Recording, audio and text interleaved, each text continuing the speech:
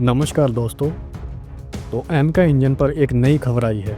एमका के लिए जापान ने अपना IHI XF91 इंजन पेश किया है, जो कि लगभग 200 न्यूटन मीटर का थ्रस्ट जनरेट करता है।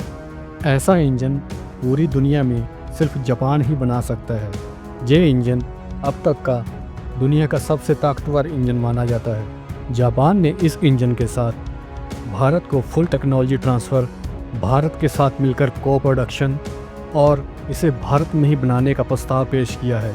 जापान ने भारत की GTRE, जो कि बेंगलुरु में भारत की इंजन टेस्टिंग की एक लेबोरेटरी है, के स्टाफ को जापान में आकर उनके इस इंजन को रिव्यू करने का न्योता भी दिया है। इससे कुछ दिन पहले ही UK और फ्रांस ने भी अपने इंजन के साथ ऑफ़र पेश किए हैं। फ्रांस ने अपना साफरन इंजन M884, जो कि 75 न्यूटन मीटर थ्रस्ट जनरेट करता है, के साथ फुल टेक्नोलॉजी ट्रांसफ़र का ऑफ़र पेश किया है। और UK की रोल्स रॉयस कंपनी ने अपना 110 न्यूटन मीटर थ्रस्ट जनरेट करने वाला इंजन एमका के लिए पेश किया है और फुल IPR लोकल प्रोडक्शन, और ये ऑफ़र भी पेश किया है कि वो फ्यूचर में एमका के लिए भारत के साथ मिलकर एक नया इंजन बनाएंगे। अब दोबारा फिर से एमका के इंजन के लिए घमासान होता हुआ दिखाई दे रहा है।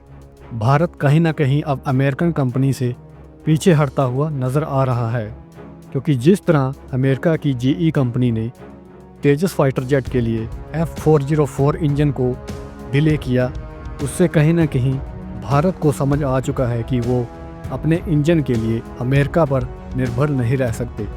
अमेरिका की GE कंपनी एमका के लिए F414 इंजन, जो कि 98 न्यूटन मीटर थ्रस्ट जनरेट करता है, के साथ टेक्नोलॉजी ट्रांसफ़र को लेकर आनाकानी कर रही है। अगर वो फुल टेक्नोलॉजी ट्रांसफ़र करती भी है तो उसमें बहुत सारे टेक्निकल सपोर्ट को शायद ना दे। वहीं जापान का कहना है कि उनका ये इंजन भारत के 6th जनरेशन फाइटर जेट के लिए भी अनुकूल है और भारत इस इंजन के साथ अपने फाइटर जेट के अनुसार कोई भी मॉडिफिकेशन कर सकता है। और दूसरी ओर ये खबरें भी मिल रही हैं कि भारत ने प्रोजेक्ट विष्णु के अंडर एक हाइपरसोनिक मिसाइल का परीक्षण किया है, जिसकी रेंज 1500 किलोमीटर तक होने वाली है और ये मैक 8 तक की स्पीड को अचीव कर सकता है। वहीं DRDO के द्वारा इस खबर की पूर्णतः पुष्टि नहीं की गई। DRDO की ये मिसाइल पृथ्वी के एटमॉस्फेयर के लो एल्टीट्यूड में उड़ती हुई हाइपरसोनिक स्पीड से अपने टारगेट को हिट कर सकती है। ये एक क्रूज मिसाइल है। DRDO ऐसे ही एक हाइपरसोनिक ग्लाइड व्हीकल पर काम कर रहा है, तो शायद ये परीक्षण एक हाइपरसोनिक इंजन की टेस्टिंग को लेकर किया गया। इतनी ज़्यादा स्पीड पर किसी क्रूज मिसाइल को इतनी दूरी तक हाइपरसोनिक स्पीड पर मैन्यूवर करवाना या फ्लाई करवाना, ये एक बहुत ही ज़्यादा कॉम्प्लिकेटेड टेक्नोलॉजी है, जो सिर्फ भारत के पास है। यहाँ मिसाइल के इंजन को 2500 डिग्री सेल्सियस तक का तापमान झेलना पड़ता है और पृथ्वी के लो एल्टीट्यूड में उड़ते हुए रेडार को चकमा देने में सक्षम है।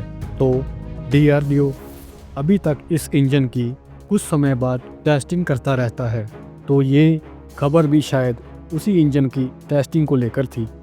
और DRDO का कहना है कि 2027 तक इस इंजन की टेस्टिंग को पूरा किया जाएगा।